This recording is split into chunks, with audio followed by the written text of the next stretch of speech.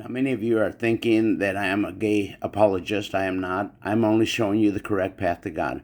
Homosexuality is not the sin that is being pushed by the conservative religious organizations. This is being done in order to get their members someone to hate more than themselves, someone that they can see as being more sinful than themselves, which gives them the opportunity to congratulate themselves as at least not being as sinful as homosexuals. Remember that the teaching that Jesus did on the Pharisee, congratulating himself for not being as sinful as others or as the tax collector. The Pharisee was prideful and confident in his salvation, but the tax collector was contrite and wouldn't even dare look up and said, "God, give mercy, forgive me, a sinner." Don't you hypocrites see the difference in the two yet? And I will answer my own question and say that y'all do not, because y'all are too deep into the beliefs of your master. They are basing all this judgment and hate on a mistranslated and misguided verse in Leviticus, which they have translated as men should not lay with men as with womankind, as this is an abomination to God. First, I will say that God doesn't find anything to be an abomination. He merely finds things that are not enjoyable or distasteful to him.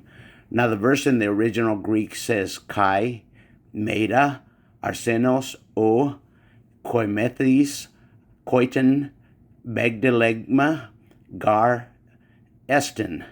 Now, let's look at the actual way it should be translated.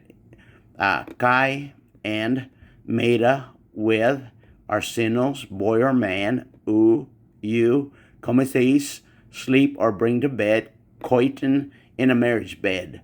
Begdeligma, an abomination. However, this word is based on the Hebrew word tobah, shekez, and pigul, which merely means that it is a violation of the law, God's law, and moral law.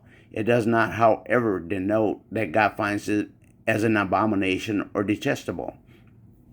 And the last words are gar, for, estin, it is. So the actual verse should read, and with a boy or man you should not bring to bed in the marriage bed, breaking the law, for it is. So this verse was never meant to forbid or to condemn homosexuals to death. Instead, it was to stop bisexual adultery between a man and another male, either a boy or a man. Since adultery with another woman was already covered, they had to create another law to cover adultery with a male. Now, I have heard some gay apologists say that they use the word arsenos to say not to have sex with young boys.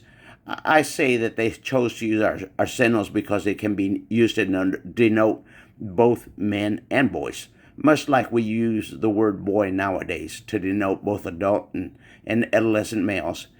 If they had wanted to strictly mean young boys, then they would have opted to use the word eromenos instead, which is a young male lover.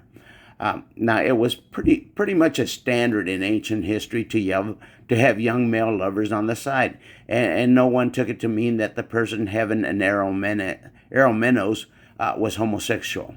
The thinking back then, which still exists in many cultures today, is that the man doing the penetrating is not necessarily gay, but the man being penetrated definitely is.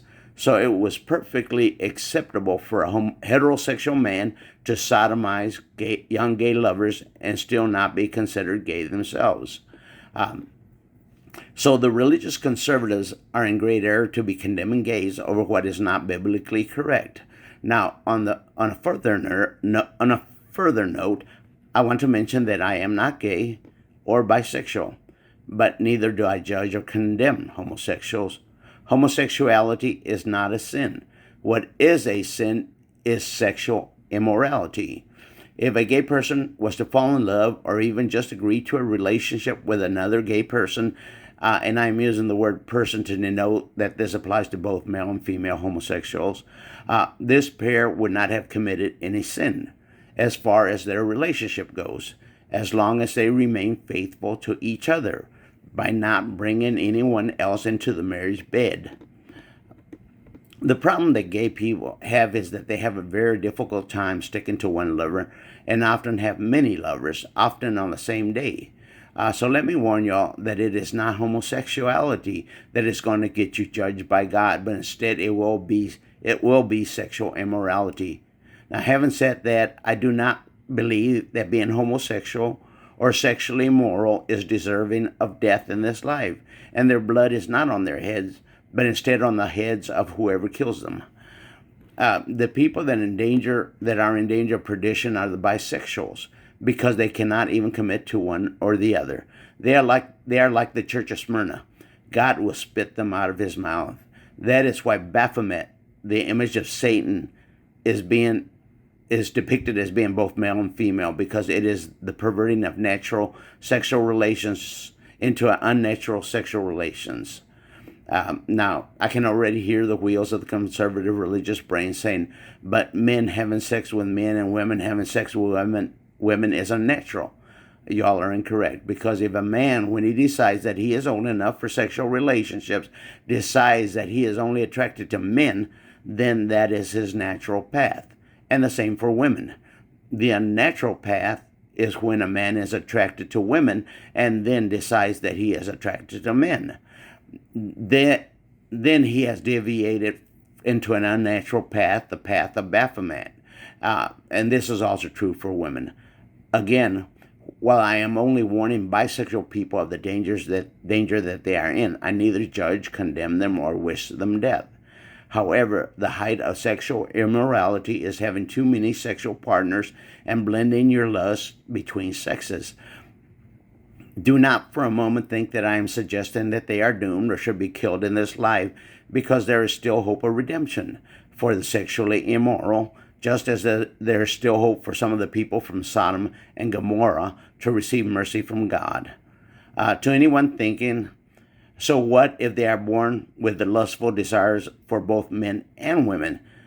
Then that is their natural path, the path of their father Satan, which is a perversion from beginning to end. Well, God bless.